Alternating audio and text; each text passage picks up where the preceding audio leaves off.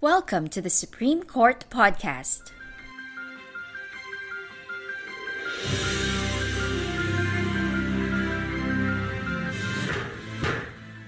All opinions expressed in this podcast do not reflect the views of the Supreme Court. For clarity, the text of the decision prevails. For Filipinos belonging to either Generation Z or Generation Alpha, the names Flor Contemplacion and Sara Balabagan would probably not ring a bell. But those belonging to older generations would likely have at least heard of these two Filipino migrant workers who were incarcerated abroad in the 1990s. Their respective high-profile cases drew global attention as the Philippine government, mainly through the Office of the Solicitor General, made concerted efforts to appeal their cases. Among the lawyers from the Office of the Solicitor General who handled these cases was a young attorney, Carl B. Miranda. Fast forward to 2025, and that young lawyer now serves as an Associate Justice of the Sandigan Bayan. Appointed as the 62nd Associate Justice of the country's Anti-Graft Court in 2016, Justice Miranda is the chairperson of its 3rd Division. From his early years in government service up to the present, Justice Miranda has continuously advocated for programs that will rehabilitate and reform prisoners and detainees. He has also been actively supporting institutional reforms aimed at persuading competent legal professionals to work for the government and serve the people. How can a person deprived of liberty find redemption? How can our justice system balance accountability with compassion, ensuring that PDLs are not only punished but also given real opportunities for reform and reintegration? These and more are the questions that we hope to answer in today's podcast. Hi, I'm Attorney Mike Navalio, Supreme Court Chief Communications Officer. It's the 24th of October 2025, and today we are joined by Sandigan Bayan Associate Justice Carl B. Miranda, a staunch advocate of prison reform, rehabilitation, and reintegration. Hi, Justice Carl. Welcome to the Supreme Court Podcast, and thank you for welcoming us to the Sandigan Bayan. Good day, Attorney Mike. Thank you for having me. It's our pleasure, Justice, and we're really curious about your advocacies, especially because we're celebrating or we're commemorating the National Correctional Consciousness Week on the last week of October and Prison Awareness Week every last Sunday of October each year. So this is a very timely topic. But before we go to your prison advocacies, Justice, we're very curious. You have had a remarkable career in government service, particularly in the judiciary. What inspired you to choose this path, public law justice work?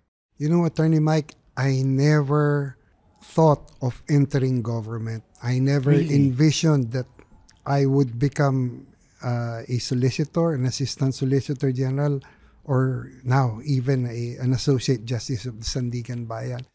Because my undergrad course was business management. Oh, wow. So, and I come from a family of businessmen. So my plan was to go into private commercial practice. Right.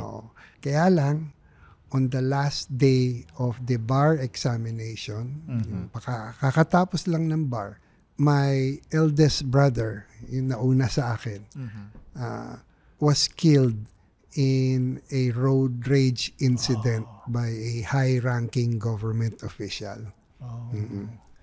And during the months that followed, our family felt that we were not getting the support that we, as kami nga yung aggrieved family, my brother left a young wife, doctor, and a 3-month-old baby. And we felt that as the aggrieved family, we did not get the proper support from the Department of Justice. It was good at the end, the Supreme Court convicted the accused and sent him to prison. Pero upon reflection, sabi ko, this is a challenge to me. And I was thinking there would be siguro many other people with the same experience as we had as a family, di ba? So I said, hindi. Papasok din siguro ako dapat sa gobyerno, sa Department of Justice din. In the hope na when something like this comes, what happened to us will not happen to families na aggrieved din by crime.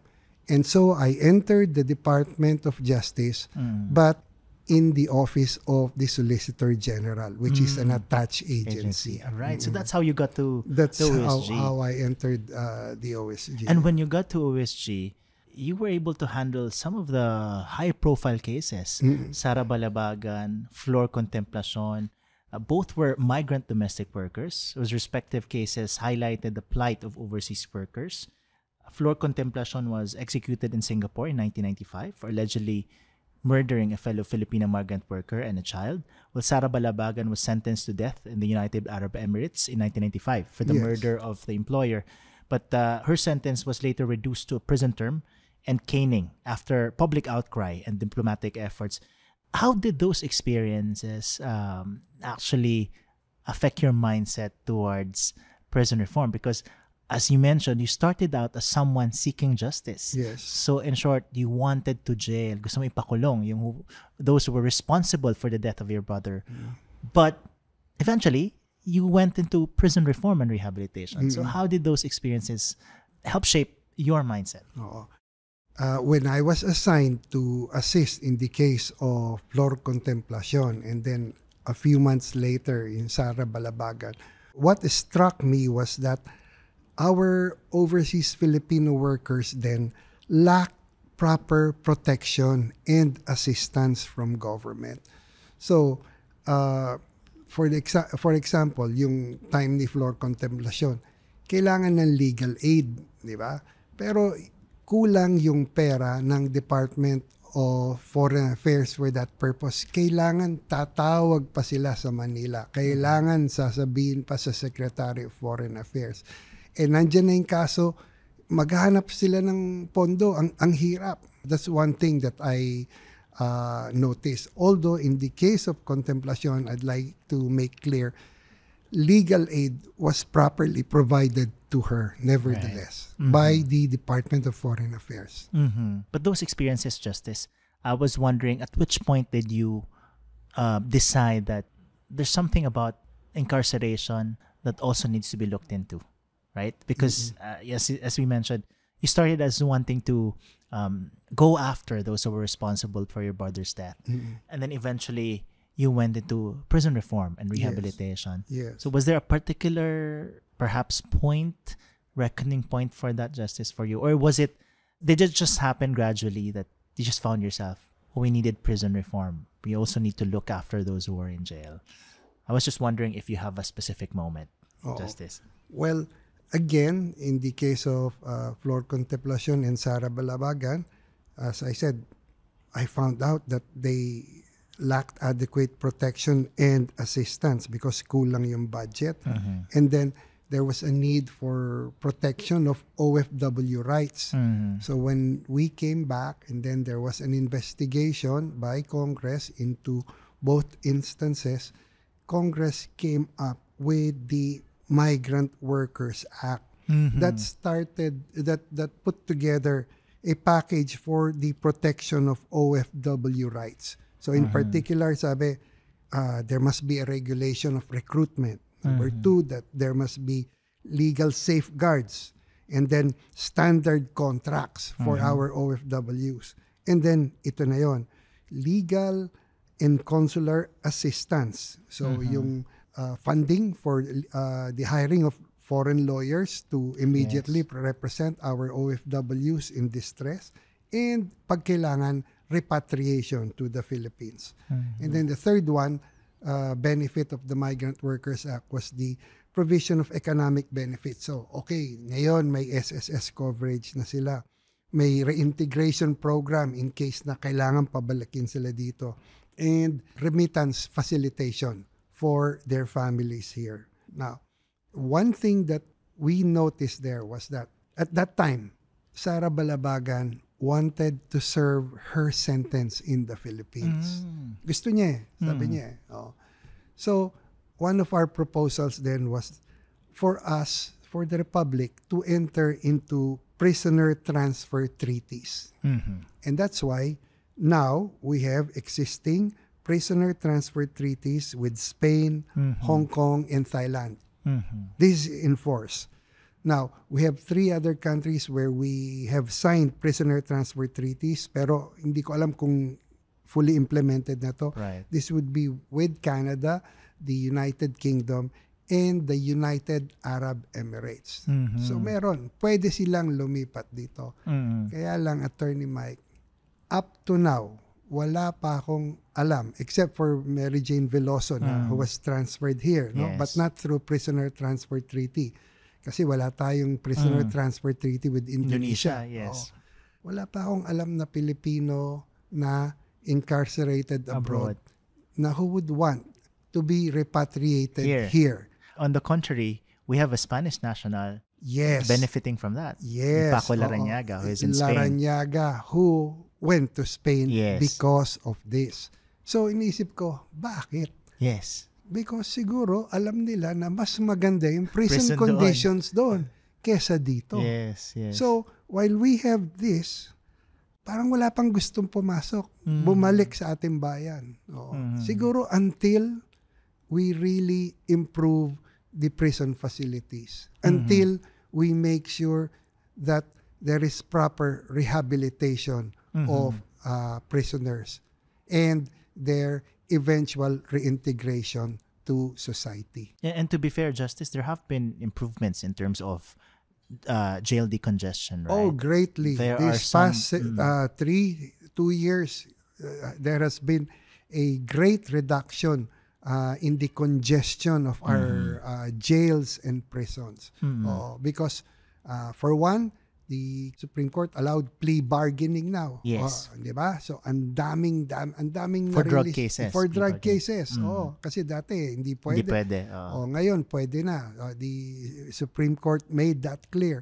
So, ang daming na-release. And then, the Bureau of Corrections really is taking serious efforts to see to it na yun dapat i-release, ma-release agad. Titignan yung records so hindi tatagal.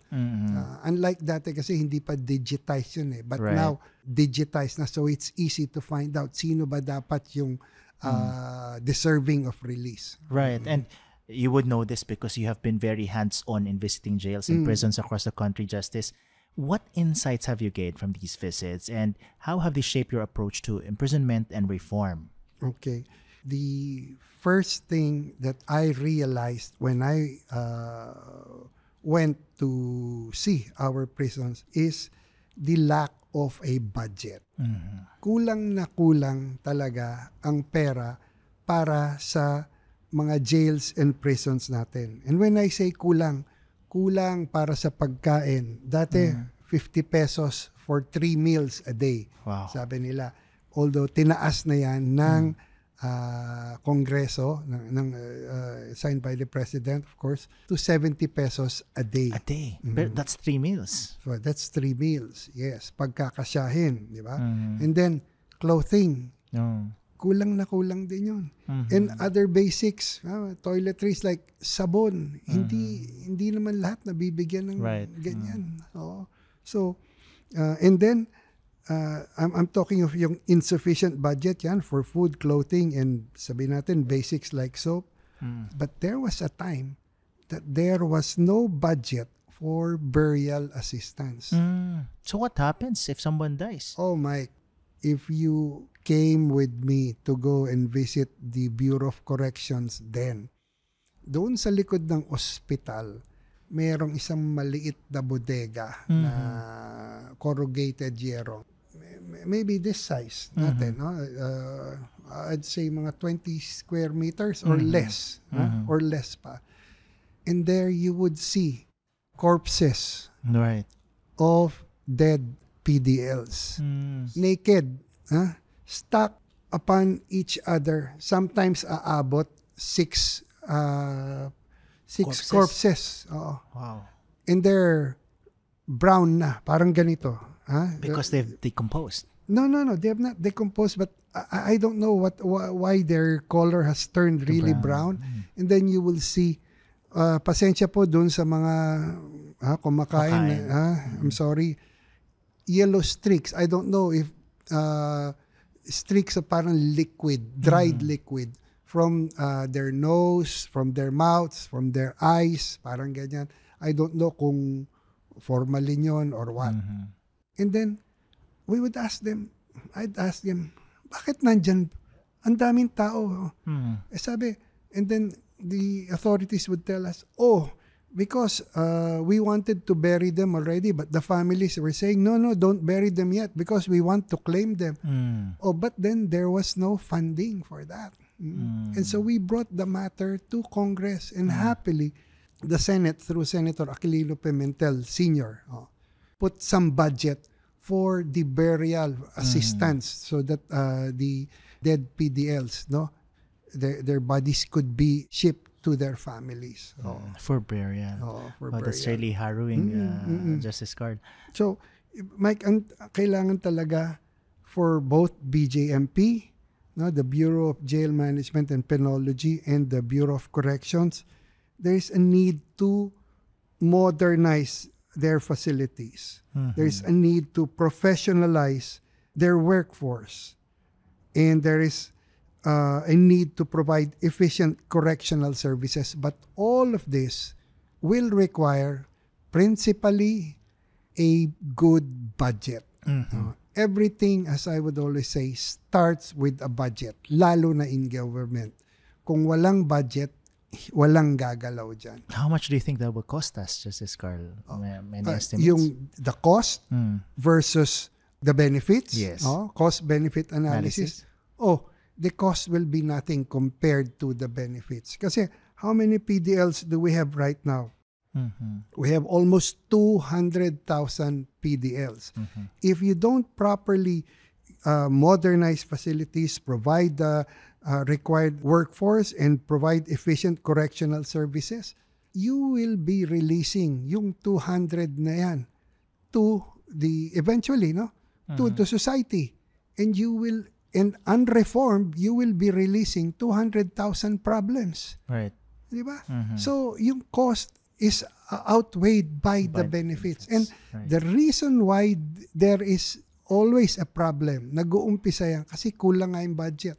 So, sa jails, nagsisiksikan, sabihin natin, in a 20 square meter cell, 80 to 100 people.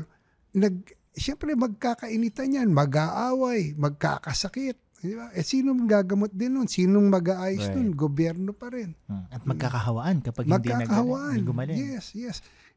Prevalent in our jails and prisons would be yung, what do you call this? Skin diseases. And yung tuberculosis. Yes. That's really unfortunate, Justice. And you mentioned earlier, the families of these PDLs don't really have the means to bury them. Some of them don't even have the means to visit them. Exactly. Right? Exactly. So you have this e-Dalaw system, which I understand in 2011, you and lawyers from the Office of the Solicitor General helped establish. Can you tell us more about this? How did this come about? Okay. Mike, kasi when we would go there to teach with our lawyers and our legal interns to help provide legal assistance to the inmates, we would notice na ang linya sa labas masyadong mahaba. Kasi kailangan i-check lahat yun kung sino yung papasok. Dahil the reality is, there is always a percentage of visitors bringing in contraband na dapat talagang bantayan. Diba? Pero kakapkapan, i-check lahat yun. Diba? That's one. Number two, there is a greater number of family members of the PDLs who would want to come and visit, but because they are in far away Manila and they live in up north or in the middle, sa Visayas or in Mindanao, they cannot afford to come over to Manila. And when they come over to Manila, Attorney Mike, hindi lang isang araw yan, siyempre. They will stay for 3-4 days. Mamamasahe pa sila sa bus or sa barko. Kulang na kulang yung pera. So, I said, teka muna, I spoke to actually 4 directors and proposed to them. I told the first director, sir, would the Bucor not want to consider using technology and let's provide, Skype lang muna parang through e-Dalaw. And then that first director said, yes, that's a good idea, let's do it. Sabi niya. So when he called his technical people, ang unang sabi nila, ay sir, hindi pwede. Dangerous yan. Why? Security concern. Sabi, so, struck down yung idea. And then, after a few years, there was another director. I proposed the same thing. And then the director liked the idea. Called the same technical group, same answer. Oh, dangerous yan. Oh. And then a third one, same answer. The director was receptive, but the technical people were not. Until someone with a background in security intelligence from the army, Director Pangilinan, came in. And when we proposed that to him again, he said, okay, let's do it. When he called his technical people, as expected, they were going to say, General, mahirap yan kasi may security problem dyan. And then Director Pangilinan told them, hindi ba security kayo? Di ba yan ang trabaho nyo? Ayusin nyo yan. Right. At inayos nila. Yun naman pala eh. Ayun na nga. So, what we did was we tried to look for the most basic of computers na pwedeng mag-Skype lang. And then, together with lawyers from the Office of the Solicitor General, we piloted this with the approval of both the BJMP and the Bucor in various jails and prisons. So women's in women's correctional, in the city jails in Manila and in Quezon City. And nakita nila that using e-Dalaw would be a good administrative tool. Why? Because you don't have to assign so many people there na magkakap-kap, mag-check, because mababawasan yung bibisita, di ba? During yung e-Dalaw, meron naman din magmo-monitor dyan. Baka mamaya, nagda-drug dealing na or what. So, wala yun. Bawal yun. Yung mga So, when they saw that it was good, it was successful, the Bureau of Corrections pa expanded it from e-Dalaw, naging e-Burol. So, up to now, yung reports ng Bureau of Corrections, so many benefit from e-Burol. Kasi, every so often before at the Office of Solicitor General, we are asked to comment, there is a request for this prisoner to go out and visit. Siyempre, madi-deny yun. Madi-deny. But now, with e-Dalaw, even families from abroad can visit. Di ba? And even if yun namatay abroad, our PDLs can be a quote-unquote a part of it. And then, Attorney Mike, yung pinakamaganda talaga nangyari dyan is okay pala yung e-Dalaw, safe naman. And then e-Burol. But what really changed the landscape was when the Supreme Court said, okay, payagan ang video conference hearings. And that made it so much easier to speed up the administration of justice.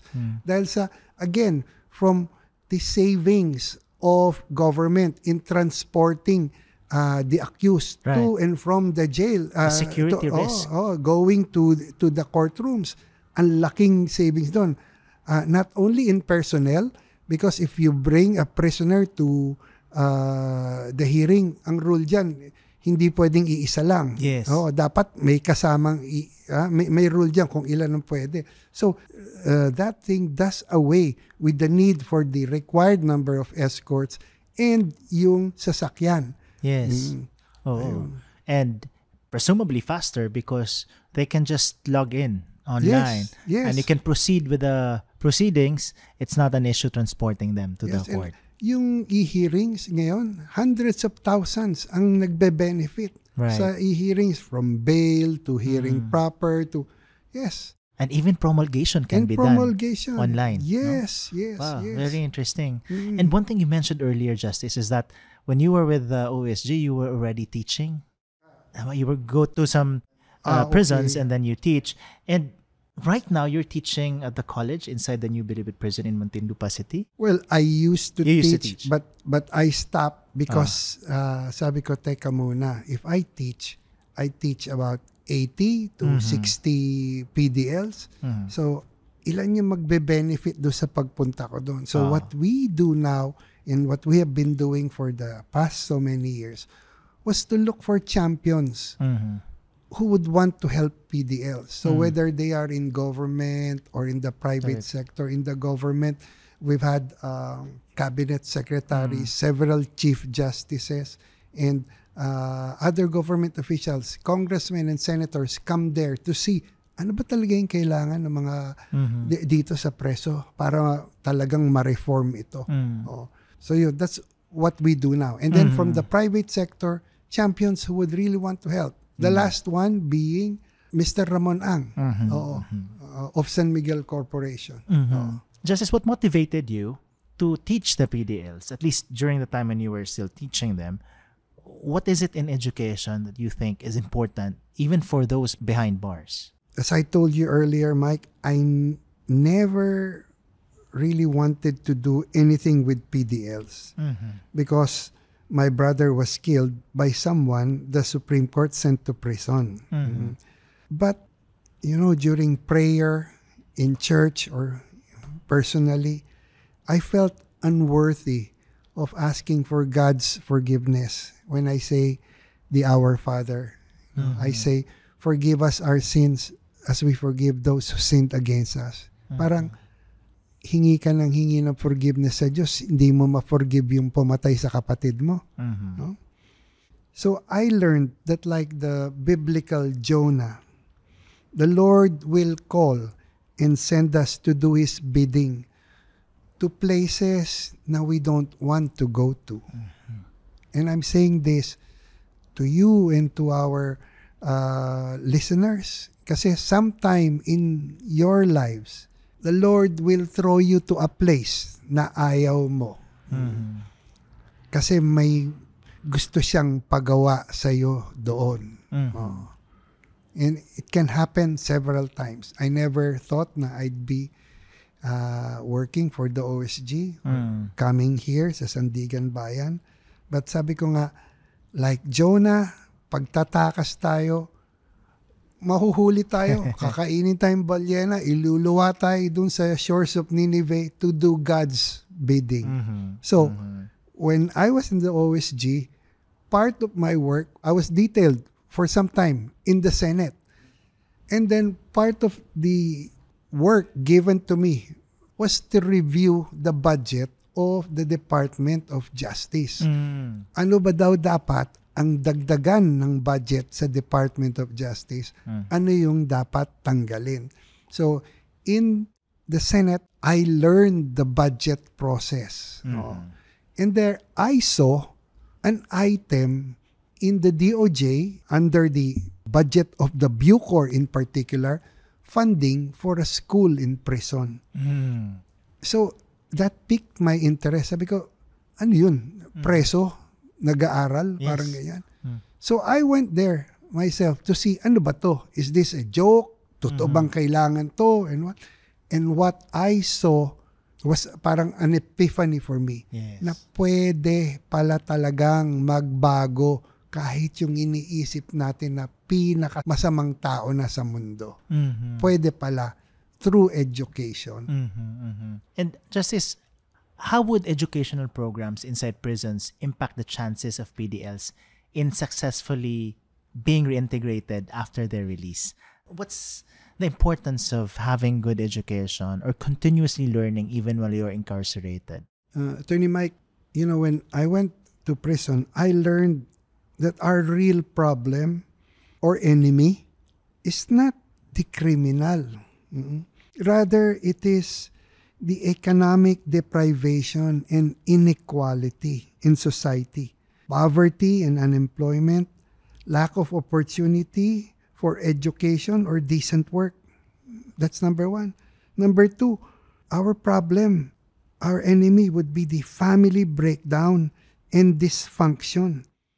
And this is because of, when I look at it, saan ba galing to? Because of absentee parents na walang magsusupervise doon sa mga bata. And what is the cause of parental absenteeism? A big cause would be migration. We have over 2 million overseas Filipino workers who break their backs to send money back to family and country. But ang kapalit nun, sometimes hindi na nasusupervise yung mga bata. Mhm. We have, and I say again, another cause, no, of yung problema natin would be incarceration. Why? Because right now, sabi na nga natin, we have 180 or 200,000 PDLs in jails or in prison. Mhm. There are instances where both parents are inside prison or in jail. Walang nagbabantay sa mga bata na yun. Yan, sa 200,000. Oo. Buti kung isang anak lang. Buti kung isang anak lang. Kaya bang alagaan ng lola, ng tiyahin, ng uncle, ng kuya? Ang hirap. Ang hirap talaga. So, kailangan talaga yung education. No? I saw to it. No? I saw it. Education leads to reformation, and which provides motivation for the prisoner to become useful and responsible citizens. The training provided inside prison, with the help of TESDA sometimes, provides the skill. But the problem then again is no employer wants to take a risk. Dahil sa kukunin mo yan, may criminal background. Paano na yun, di ba? And interestingly, Justice, you also learned that you and your son founded the Bilibid Pusakal soccer team. So, what led you to this initiative? Why sports? You know what, Tony Mike? My son was a soccer kid. So, in grade school pa lang, hanggang high school, hanggang college, talagang soccer ang love niyan. And because of that, I was known to be a soccer dad. Kasi ako yung tagahatid early in the morning during weekends. So, I saw how it changed the kids, di ba? How it made them real sportsmen because they learned the rules of the game and learned how to play together without, pag-aaway-away. So, nakita ko that sports really would be beneficial because it will help in the physical health and well-being of the inmates, their mental and emotional stability, their discipline and self-control, and sports provide social integration skills for our inmates. Sana lang merong enough facilities because ang problema when it comes to jails, masyadong restricted yung space. Yung space. And if you're talking about football, you need quite a bigger space for football. Yes. Oh. And yung mga PDLs natin, when lalo na when the Bilibid Pusakals was formed, bakit Pusakals ang pangalan? Bakit? Kasi syempre may ASCALs tayo. And so when the players were asked, sige, anong gusto niyong pangalan yung team? Sabi niya, ang gusto po namin, yung kami lang talaga ang may karapatang gumamit sa pangalan na yan. Ano yun? Pusakal, sabi na. So, Pusakal daw. And, that team has played with the German expatriates, with the British expatriates, with the French expatriates. And several ambassadors have gone there to watch their games. Out of the 3 games, isang beses lang tayo nanalo. Pero, di ba? But at least the effort is there. Yes. And then, I was thinking, maybe it's a suntok sa buwan. What's the best proof of rehabilitation? Sana, our PDLs can try out to join the Olympics and represent our country, so long as our national laws and itong International Olympic Committee rules allow them. Because right now, I was looking, wala akong nakitang absolute prohibition at this time for them to join. And as I was saying, what's the best proof that you are being rehabilitated than showing to the people, I am fighting in this joining in this sports competition to represent my country. So, the San Miguel team, that different teams of under Ramon Ang, he brought them there to play with the prisoners. Mixed team.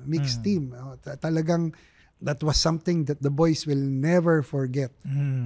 And Justice Carl, we may have to cut off our discussion for now, but we will be back next week to discuss more about your advocacies and some initiatives in prison reform. So thank you for now, Of Justice course, Carl. Attorney Mike.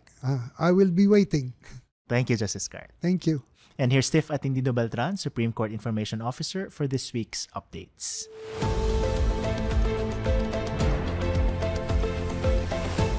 From the Supreme Court of the Philippines, here's the latest.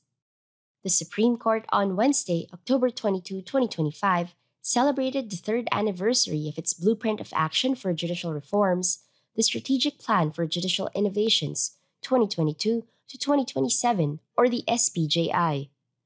In his keynote address, Chief Justice Alexander Hismundo highlighted the great strides the court has made to deliver real-time responsive justice in this digital age.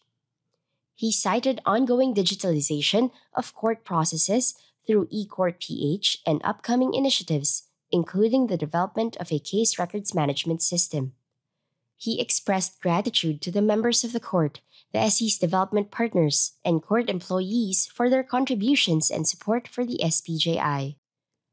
For his part, Senior Associate Justice Marvic Leonin announced that by October 30, only online filing will be accepted at the Supreme Court, while the Sandigan Bayan and Court of Appeals will soon adopt eCourt PH.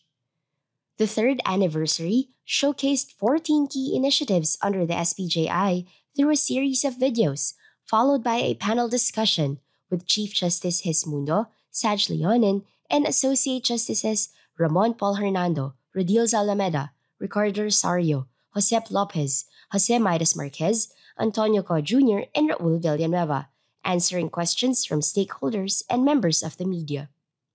Various committees and offices also set up booths on the 14 initiatives, with QR codes that lead to a microsite detailing the progress of each project. Meanwhile, on October 22 to 25, the SC Subcommittee to develop a judicial curriculum for land registration held the pilot launch of the Land Registration Capacity Enhancement Training at the Judicial Academy Philippines, Tagaytay City, led by Associate Justice Alfreda Benjamin Caguiwa. 32 judges from Region 4A participated in the training designed to enhance their grasp of land registration and help them adjudicate land registration cases more effectively. The sessions covered the history and principles of the Torrens system, the land registration process, and included an on-site learning visit at the Register of Deeds of Tagaytay City. On Thursday, Chief Justice Hismundo and Senior Associate Justice Leonin graced the 32nd National Convention and Biennial Elections of the Philippine Trial Judges League Inc., held in San Fernando City, La Union. Addressing the judges, Chief Justice Hismundo stressed that the process of modernizing the judiciary must truly serve the values and principles judges have sworn to uphold. He added, "A judiciary that harnesses technology wisely is one that listens, adapts, and remains sensitive to the evolving needs of the people it serves." He also administered the oath of office to the newly elected PTJLI officers. Meanwhile, Saj Leonin spoke on the SC's governance policy or framework for the use of artificial intelligence, or AI. On Wednesday, Chief Justice Hismundo honored the 15 awardees of the Outstanding Women in the Nation's Service for 2025 at the awarding ceremony held in Pasay City. The Chief Magistrate thanked and praised the awardees, who are exceptional women from various fields and professions. He expressed hope that they will continue to inspire young women to constantly aim for excellence and break gender barriers. TOWNS is a triennial search for Filipinas, who, in their various capacities, serve as good role models and contribute significantly to the improvement of society. On October 15 to 17, Senior Associate Justice Leonin led the SC delegation to the Convention for the creation of a digital legal framework for the social progress of the Philippines in Granada, Spain. As chair of the SC Committee on Computerization and Library, Saj Leonin spoke about the digital transformation of the Philippine judicial system on the first day of the convention. Joining him were Associate Justice Ami Lazaro Javier, Philippine Judicial Academy or PhilJA Vice Chancellor Edgardo Lau de los Santos, and other PhilJA and SC officials. Subjects tackled during the convention included the application of AI in the administration of justice and sustainable data economy. The Unified Legal Aid Service, or ULAS, Interim Board has issued ULAS Board Resolution Number 1, which amends certain sections of Rule 19 of the ULAS Rules Manual. The resolution clarifies that lawyers issued certificates of exclusion pursuant to the ULAS Rules and Manual are not entitled to 15 units under the Mandatory Continuing Legal Education or MCLE. The Supreme Court mourns the passing of Cebu-based Judge Carmela Rosario Pasquin of the Municipal Circuit Trial Court of Aloginsan, Pinamungahan in Cebu. Judge Pasquin was on the way to court on Wednesday morning on board a motorcycle driven by process server Eric Lanzarate when they figured in a collision with another motorcycle. She is survived by her husband and a daughter. She was 41.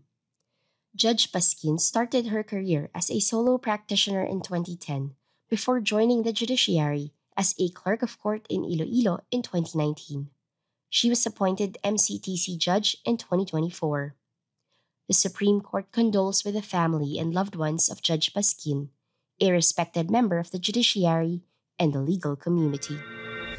You are now up to date with the Philippine Supreme Court. I am Tiffany Dobotran, Supreme Court Information Officer. And that's our podcast this week. Join us again next time for a detailed discussion of select cases decided by the Supreme Court. I'm Attorney Mike Navalio, your Supreme Court Chief Communications Officer. You can catch this podcast on the Supreme Court Public Information Office's accounts on X, Facebook, Instagram, YouTube, and Spotify. You can also catch previous editions on our website and on Spotify. This podcast episode was produced by the Supreme Court Public Information Office with Attorney Karen Martinez, Jay Rimpilio, May Sibal, and Ramir Christopher Simbahon as researchers, Brian Austria, Don Ryan Balza, Lawrence Olanio, Austin Naliscad, and Bea Batong as audio and video editors, and Tyke Flores and Jerome Matumalaki as web editors.